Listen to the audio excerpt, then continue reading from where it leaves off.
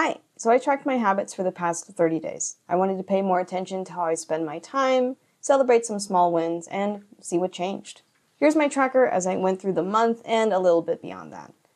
But I later realized the habits that I skipped ended up meaning more to me than the habits I actually did consistently. But we'll talk about that more later. First, let's go over the habits that I tracked. So I decided to track meditation to be a little bit more mindful, reading to read more books, walking to be more active, art because I like to draw and paint, working out to get back into shape and maybe to build a bakery one day if you catch my drift, uploads on YouTube to be more consistent, and memorable moments, little things I did I could feel good about. So now that you know what I tracked, let's get into what I learned. For meditation, I started to notice that having a streak was fueling my ego. I hit a 50-day streak in the meditation app that I use, and I started to realize that it became more about maintaining that number than it did about the practice itself. So on the 51st day, I broke my streak on purpose. And honestly, it felt kind of weird. I didn't really know what to do with those extra 10 minutes. And it made me miss it. I really wanted to meditate again the next day. So I think moving forward, I really want to prioritize the practice and how it makes me feel and not focus so much on the number. I basically made meditation far more complicated than it needed to be, but reading, on the other hand, was a lot easier. At first, I just wanted to be more consistent and read more, but later on, I really looked forward to the parts of my day where I could sit down and read a book. I ended up finishing 3 books in 30 days, which is pretty cool. And honestly, instead of tracking reading itself, I ended up just tracking the time I gave myself to enjoy my books. I also gave myself time to be more active by walking. I was able to build up more endurance so I could walk at faster speeds for longer. I know that sounds unimpressive, but I'm short, so 3 miles an hour for me is basically like a mouse running away from a cat, okay? It's pretty good. It felt good to get more movement into my routine, and it also helped me unwind when I was feeling a little pissed off. Another habit that helped me wind down was art. I kind of just drew and painted whenever I felt like it, just based on the vibe, and it was just a nice, relaxing activity. Not everything has to be optimized to do more. If you're curious, here's some of the stuff that I drew. I did this like building thing. I found a reference online. I hope it's not AI. Whoa. And then I did a tutorial. This is from Jilly Arts. Shout out to her. And then I also painted some trees. Tree study. Pick which tree is your favorite. Mine is this one. Workouts were probably my most inconsistent habit that I tracked because if I'm sick or I'm not feeling well, I'm not going to do it. I feel bad if I miss a workout, but honestly, my form's probably not going to be that good, so it's better I don't really do it. And I found it's just better to give myself a day or two to rest than push myself or punish myself. And speaking of punishing myself, let's talk about what it's like to make YouTube videos.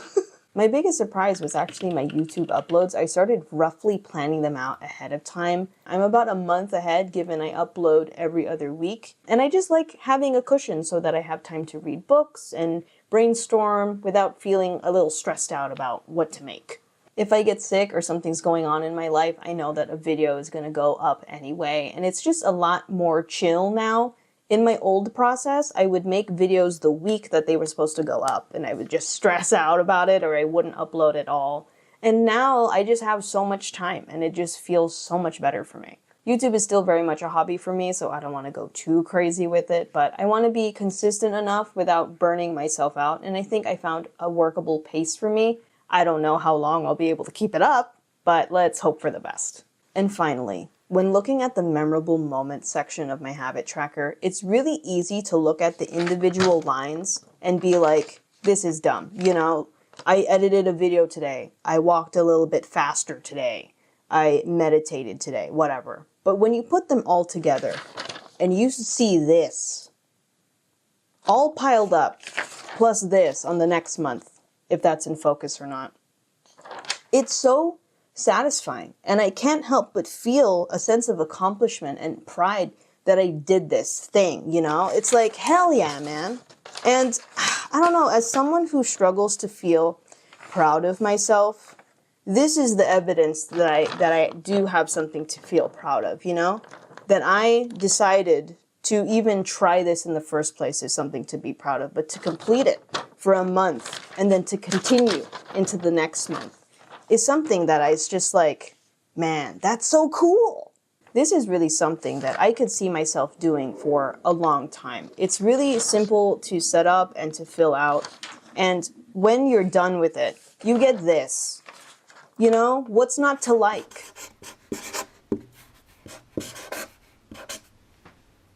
I think tracking your habits is really exposing because you can't hide from yourself. Filling in those boxes every day is really motivating, but it also keeps you honest. Some of them I filled out more than others, and I think what makes it look cool at the end is actually all the days that I'd missed, you know?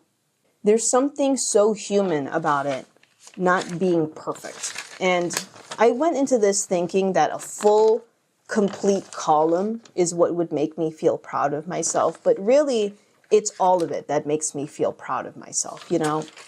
I think what I really got out of this at the end of the 30 days is really just a better relationship with myself. I know that sounds really freaking cheesy, and it sounds like a Hallmark card, but it's true. Okay, and I just hope that feeling of pride never goes away. Anyways, thank you for watching. Thank you for being here. Let me know what habits you would track for a month. I'd love to hear about it. But in the meantime, take care of yourself. I'll see you next time.